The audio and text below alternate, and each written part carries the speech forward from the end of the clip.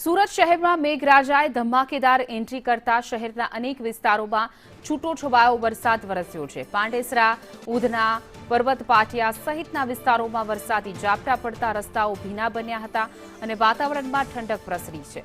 છેલ્લા કેટલાક દિવસોથી સતત વધી રહેલી ગરમી અને ઉકળાટને કારણે લોકો પરેશાન થઈ રહ્યા હતા। વધુ વિગતો સાથે અમારા સંવાદદાતા જયેન્દ્ર પાંડે જોડાઈ ગયા છે। જયેન્દ્ર, સુરતમાં વરસાદી માહોલ, કયા કયા વિસ્તારોમાં કેવો વરસાદ?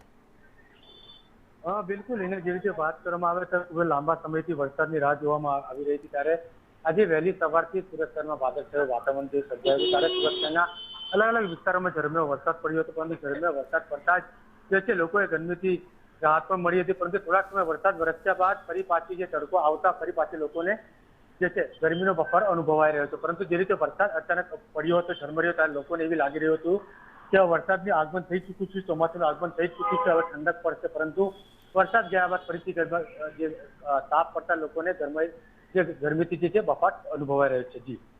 જી જયેન્દ્ર, સમગ્ર માહિતી બદલ આપનો આભાર।